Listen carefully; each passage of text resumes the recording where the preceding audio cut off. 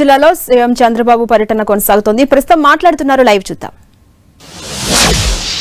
అలాంటి ఆ అర్ధగిరిలో నీటిని తాగితే మీ ఆరోగ్యం బాగవుతుంది. ఇది నమ్మకం, ఇది మహిమ. చరిత్ర ఎప్పుడు కూడా సత్యాన్ని చెప్తుంది. అందుకే ఆ నీళ్లకుండే మహిమ ఎక్కడా లేదని మరొకసారి మీ అందరికీ తెలియజేస్తున్నా. అలాంటి పవిత్రమైన గడ్డ మీద సంజీవని కార్యక్రమం చేయడం నా పూర్వ జన్మ సుకృతం అని చెప్పి మీ అందరికీ విజ్ఞప్తి చేస్తున్నాను. మన ప్రభుత్వానికి సమిక్షేమంతో పాటు ప్రజల ఆరోగ్యం కూడా ముఖ్యమే. అందులో భాగమే సంజీవని. ఆస్తి, పదవి, హోదా, డబ్బు, కార్లు, బంగళాలు ఎన్ని ఉన్నా అన్నింటికంటే ముఖ్యమైనది ఆరోగ్యం. నిండు ఆరోగ్యం కంటే మించిన ఆస్తి లేదు. సంపూర్ణ ఆరోగ్యంతో ఉన్న వారికి, అలాంటి వ్యక్తులు అందరికంటే ధనవంతులు. ఆరోగ్యమే మహాభాగ్యమని మన పెద్దవాళ్ళు ఎన్నోసార్లు మనకు చెప్పారు. ప్రతి వ్యక్తి, ప్రతి కుటుంబం ఆరోగ్యంగా ఉంటేనే సమాజం ఆరోగ్యంగా ఉంటుంది. అందుకే ప్రిడిక్టివ్, ప్రివెంటివ్, క్యూరేటివ్ విధానంతో సంజీవిని ప్రాజెక్టు ఏడాది క్రితమే ప్రారంభించాం. వ్యాధి వచ్చిన తర్వాత వైద్యం చేయడం నిన్నటి విధానం. వ్యాధి రాకముందే అలర్ట్ చేయడం నేటి ఆలోచన. ఆసుపత్రులు పెరగడం కాదు, ఆసుపత్రులకు వెళ్లాల్సిన అవసరం తగ్గడం నిజమైన అభివృద్ధి. అది చేసి చూపిస్తానని మరొక్కసారి మీ అందరికీ హామీ ఇస్తున్నాను. గత ఏడాది జూలై 3న కుప్పంలో పైలట్ ప్రాజెక్టుగా సంజీవిని ప్రారంభించాం. ఈ ఏడాది మార్చి 15 నుంచి చిత్తూరు జిల్లాలో విస్తరించాం. దీంతో 19,75,000 మంది ఆరోగ్యాన్ని కాపాడే బాధ్యత ఈ ప్రభుత్వానిది. ఈ ఏడాది ఆగస్టు 15 లోపు రాష్ట్ర వ్యాప్తంగా సంజీవిని ప్రాజెక్టు పూర్తి స్థాయిలో అమలు చేస్తాం. సంజీవినితో సమగ్ర వైద్య సేవలు లభిస్తాయి. సంజీవిని వల్ల కలిగే ప్రయోజనం గురించి ప్రతి ఒక్కరికి అవగాహన ఉండాలి. మీరు హాస్పిటల్కు పోయి వైద్య పరీక్షలు చేసుకుంటున్నారు.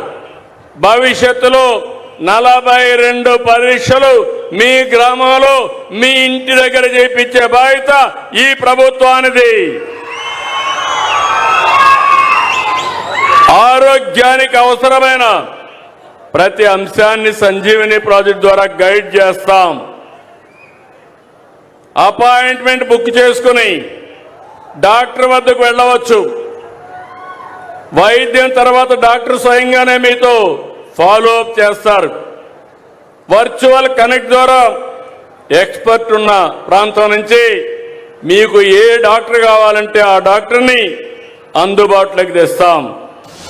సంజీవని కార్డు ద్వారా డిజిటల్ హెల్త్ కార్డు మానిటరింగ్ తయారు చేస్తాం. ఇప్పుడే చూపిస్తే మా ఆడబిడ్డ చూపిస్తా ఉంది.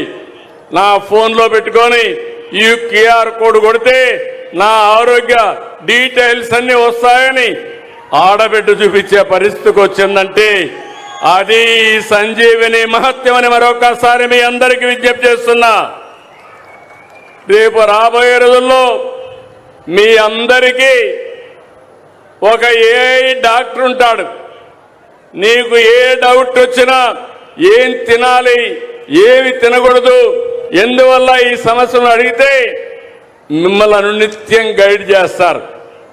ఒకవేళ అప్పుడు కూడా డాక్టర్ మీకు ఇది ఉంటే నేరుగా నెంబర్ ఇస్తాం, ఫోన్ చేసి మీరు మాట్లాడుకోవచ్చు. ఫైనల్ గా నా ఆలోచన ఒకటి, ప్రతి ఒక్క కుటుంబానికి ఏ ఇస్తాం, ప్రతి కుటుంబానికి ఫిజికల్ గా కూడా ఒక డాక్టర్ పెట్టి ఫ్యామిలీ డాక్టర్ని ఏర్పాటు చేసి మీ ఆరోగ్యాన్ని కాపాడుతాం. Sanjeevini is a citizen wellness mission by government of Andhra Pradesh. AP is moving from illness care to wellness care. Sanjeevani is not just a software. It is world's most advanced digital public health operation system. Sanjeevani brings the world's best health practices, modern and traditional, to every citizen's doorstep through a seamless physical and virtual ecosystem.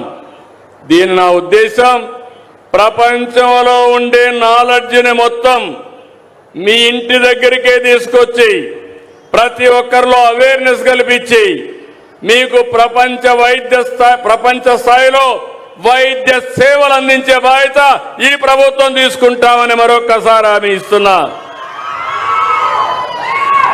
ప్రతి ఒక్క family విద్య వైద్యం చాలా ముఖ్యం. వైద్య ఖర్చులు పెట్టుకోలేక కుటుంబాలు చితికిపోయినాయి. పిల్లల్ని చదివించలేక కుటుంబాలు అప్పుల పాలైపోయారు. అందుకే ఈరోజు ఈ ప్రభుత్వం ఆ ఖర్చులు తగ్గించడానికి, మీకు మెరుగైన ఆరోగ్యాన్ని కల్పించడానికి ఒక ఉద్యమంగా పనిచేస్తున్నాం. ఈ ఏడాది వైద్య రంగానికి 19,305 కోట్లు కేటాయిస్తున్నాం. 15వ ఆర్థిక సంఘం నుంచి అత్యధికంగా 2,600 కోట్ల రూపాయలు గ్రాంట్గా మన రాష్ట్రానికి వచ్చింది. ఇంకొక పక్క నేను ఒకటే మీకు హామీ ఇస్తున్నా, యూనివర్సల్ హెల్త్ కేర్ తీసుకొచ్చాం. ప్రతి ఒక్కరికి 2,50,000 రూపాయలు ఇన్సూరెన్స్ కింద కవర్ చేశాను.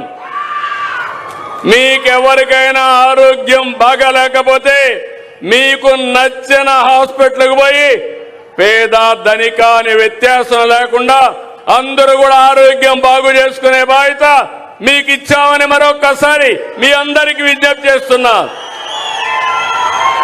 ఆ తర్వాత ఎన్టీఆర్ వైద్య సేవ గాని లేకపోతే సీఎం రిలీఫ్ గాని అన్ని కూడా 25 లక్షల వరకు ఖర్చు పెట్టడానికి సిద్ధంగా ఉన్నాం. అయితే మీరు ఒక విషయం గుర్తుపెట్టుకోవాలి, ప్రభుత్వం డబ్బులు ఇస్తుందని మీ ఆరోగ్యాన్ని చెడగొట్టుకొని హాస్పిటల్కి పోతే చాలా ఇబ్బందులు వస్తాయి. భగవంతుడు మనందరికీ 120 సంవత్సరాల ఆయుష్ ఇచ్చాడు. మనం చేసుకునే పనుల వల్ల 50, 60, 70 సంవత్సరాలు చనిపోతున్నాం. మీ యొక్క ఆరోగ్యం మీ చేతుల్లో ఉంది. మీరు జాగ్రత్తగా చేసుకుంటే నిండు 100 ఏళ్లు ప్రతి ఒక్కరూ బతకాలనేది నా ఆలోచనని మరొక్కసారి మీ అందరికీ. ఆరోగ్యంగా ఉండడమే కాదు, ఆనందంగా ఉండాలి. Quality of life is important. ఏదో బతికుండి మంచంలో ఉంటే లాభం లేదు. మంచం ఎక్కకుండా ఆరోగ్యంగా ఉండాలంటే మీ ఆరోగ్యాన్ని కాపాడుకోవడం మీ చేతుల్లో ఉంది. దానికి పూర్తిగా సహకరించే బాధ్యత నాదని మరొకసారి మీ అందరికీ హామీ ఇస్తున్నా. ఈ ప్రభుత్వం చిత్తశుద్ధితో పనిచేస్తున్నాం. అందుకే మీరు చూస్తే ఈరోజు ఈ కార్యక్రమం ద్వారా పేదలకు సైతం అందరికీ మెరుగైన సేవలు. నేనేదో కొంతమంది కాదు, కొన్ని ప్రాంతాలు కాదు, కొన్ని వర్గాలు కాదు, మారుమూలుండే ప్రతి ఒక్కరికి మెరుగైన వైద్యుని కల్పించే బాధ్యత తీసుకుంటాం. ప్రభుత్వ ఆసుపత్రిలో అన్ని ఖాళీలు పూర్తి చేస్తాం. ఇంకో పక్క నేను మొన్న మాట్లాడాను. కొంతమంది నన్ను విమర్శిస్తున్నారు. భవిష్యత్తు సుస్థిరంగా ఉండే పాలసీల పైన కూడా దృష్టి పెట్టాను. మీరు కూడా ఆలోచించండి. భవిష్యత్తులో పిల్లలే సంపద. పిల్లలు లేకపోతే నేను మెషిన్ల కోసం పనిచేయాల్సి వస్తుంది. ఈ విషయం కూడా ప్రతి ఒక్క కుటుంబం చర్చించుకోవాల్సిన అవసరం ఉంది. అది మళ్ళీ నేను మాట్లాడతా, దీనిపైన అవగాహన తీసుకొస్తాను. ఆరోగ్యవంతమైన ప్రజలే రాష్ట్రానికి నిజమైన సంపదను నమ్మి అడుగులేస్తున్నాం. మందులు తినచ్చు, అవి కూడా కెమికల్సే. ఆపరేషన్ చేసుకోవచ్చు, బ్రహ్మాండమైన బాడీని దేవుడిస్తే మీరు కట్ చేయించుకుంటున్నారు. అది హార్ట్ కావచ్చు, ఇంకొకటి కావచ్చు, మనమే కట్ చేయించుకునే పరిస్థితికి వస్తున్నాం. ఈ విషయం మీరు గుర్తుపెట్టుకోవాల్సిన అవసరం ఉంది. ప్రభుత్వం ఎంతలా వైద్య సంరక్షణ చర్యలు తీసుకున్నా మీ సహకారం చాలా ముఖ్యం. మీ మద్దతు కావాలి. మంచి అలవాట్లు, మంచి ఆహారం, మంచి వ్యాయామం, మంచి ఆలోచనల ద్వారా మన ఆరోగ్యాన్ని మనం కాపాడుకోవచ్చు. యోగా, ధ్యానం, ప్రాణాయామం ఇవన్నీ ఒక్క అర్ధ గంట మీరు చేస్తే మీ జోలికి ఎలాంటి రోగాలు రావు. ఈ విషయం కూడా మీరు గుర్తుపెట్టుకోవాల్సిన అవసరం ఉంది. నేను కొత్తగా మాట్లాడుతున్నాను. Food as a medicine, kitchen as a pharmacy. ఆహారమే మందు, మీ వంటశాలే ఔషధశాల. ఈ విషయం మీరు గుర్తుపెట్టుకోవాల్సిన అవసరం ఉంది. ఈ మాట నేను ఎప్పుడు చెప్పాను. అయితే మీరు తినే ఆహారం మీకు సంపూర్ణ ఆరోగ్యాన్ని ఇస్తుంది. నా వరకు నేను పూర్తిగా నేను చెప్పే నియమాలన్నీ పాటిస్తున్నా. ఆహారంలో మితంగా తింటా, అవసరం కొద్దే తింటా, పౌష్టికాహారమే తింటా, ఇంకొక క్రమశిక్షణతో ఉంటా. అందుకే ఈరోజు ఈ పిల్లల కంటే కూడా హుషారుగా నేను ఆలోచిస్తానే ఉంటాను. రాబోయే 50 సంవత్సరాలకు ఏం కావాలనో ఇప్పుడే ఆలోచించి వీళ్ళ భవిష్యత్తు కోసం నిర్ణయాలు చేసి ఆలోచనలకు నేను ఎప్పుడూ శ్రీకారం చుడతాను. ప్రజల భవిష్యత్తు తప్ప నాకు వేరే ఆలోచన లేదు. ఎంత ఎక్కువ పనిచేస్తే ఆ రోజు అంత తృప్తి నాకు. ఈ జిల్లాలో పుట్టాను, మీ కళ్ళ ముందు పెరిగాను, అనునిత్యం నేర్చుకున్నాను, ఇప్పుడు కూడా నేర్చుకుంటూనే ఉన్నా. నిరంతరం నేర్చుకుని మీ జీవితాలు బాగు చేయాలనే ఏకైక లక్ష్యం తప్ప ఇంకోటి లేదు. ప్రకృతి బాగుంటేనే మనం బాగుంటాం. ప్రకృతి పట్ల మనం బాధ్యతగా ఉండాలి. పర్యావరణాన్ని పరిరక్షించుకోవాలి. ప్రతి నీటి బొట్టును సంరక్షించుకుందాం. సమర్థ నీటి నిర్వహణ చర్యలతో జనవనరులు కాపాడుకుంటూ వచ్చాం. భూగర్భ జలాలు పెంచగలిగాం. ప్రాజెక్టులు, రిజర్వాయర్లు, చెరువులు అన్నింట్లో నీటిని నింపాం. ప్రాజెక్టులు పూర్తి చేసి సీమలో ప్రతి జిల్లాకు నీళ్లు తెచ్చాం. కుప్పం వరకు అందరి నీవా మొన్నే కనెక్ట్ చేశాం. ఇప్పుడే ఎమ్మెల్యేకి చెప్పాను, అందరి మన కర్నూలు జిల్లాలో ఉంది, నంద్యాల జిల్లాలో ఉంది, నీవా చిత్తూరు జిల్లాలో ఉంది. ఈ సంవత్సరమే నీవా వరకు నీళ్లు తీసుకొచ్చి పూతలపట్టు నియోజకవర్గాన్ని, చిత్తూరు జిల్లాని సస్యశ్యామలం చేసి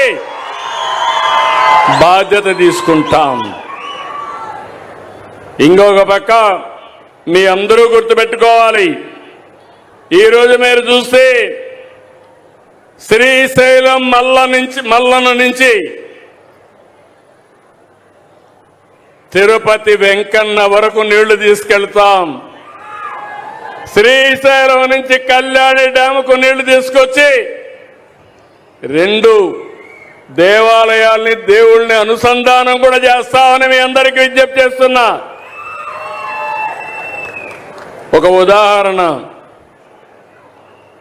ఈ సంవత్సరమే పాత మన జిల్లా, ఇప్పుడు అన్నమయ్య జిల్లా, ఆ కలెక్టర్ ఒక ప్రయోగం చేశాడు. ఎక్కడికక్కడ నీళ్లన్నీ కూడా సమర్థవంతంగా ఉపయోగించి అక్కడుండి భూగర్భ జలాలు పెంచాడు, చెరువుల్లో నీళ్లు నింపాడు. 8.5 మీటర్లకు భూగర్భ జలాలు పెరిగాయి. నేను ఎప్పుడూ చెప్తున్నాను, భూమిని ఒక జలాశయంగా చేసుకుంటే నీటి ఎద్దడి ఉండదని. ఈ ఎక్స్పెరిమెంట్ చేసిన తర్వాత ఈ సంవత్సరం రాష్ట్రం అంతా కూడా ఎండలు విపరీతంగా ఉన్నాయి. నిన్ననే పిడుగురాళ్ల 49.2 డిగ్రీలు టెంపరేచర్, ఏది పట్టుకున్నా కాలిపోతుంది. అలాంటిది ఈరోజు మీ దగ్గరకు వస్తే సుందరమైన చల్లని వాతావరణం.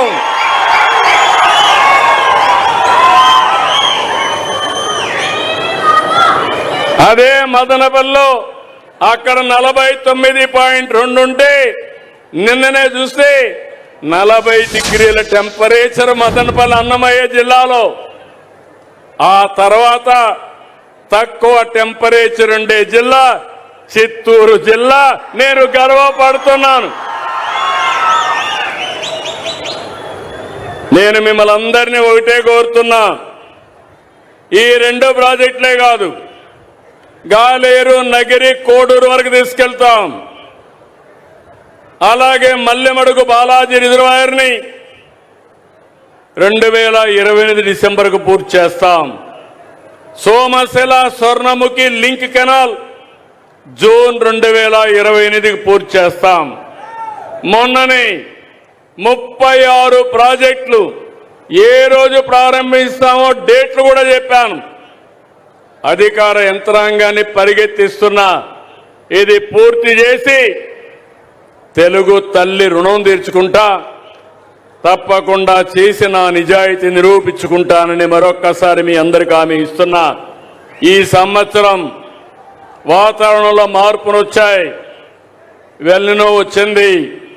దీనివల్ల వర్షపాతం తగ్గుతుందని అంచనాలు వస్తున్నాయి. మనం కూడా జాగ్రత్తగా ఉండాలి. సంక్షోభాలు వస్తాయి. సంక్షోభాల్ని ఒక అవకాశంగా తీసుకొని, ఒక ఛాలెంజ్గా తీసుకొని మనం కూడా ఏ విధంగా ముందుకు పోవాలన్నా ముందుకు పోతే మన యొక్క బాధలు తగ్గుతాయి. లేదంటే బాధపడిపోయి ఇంట్లో పడుకుంటే సమస్య పరిష్కారం కాదు. మీరందరూ గుర్తుపెట్టుకోవాలి, 23 నెలలు పరిపాలన, 23 లక్షల కోట్ల రూపాయలు పెట్టుబడులు, మా పిల్లలకి 23 లక్షల మందికి ఉద్యోగాలు కల్పించే బాధ్యత ఈ ప్రభుత్వాన్ని.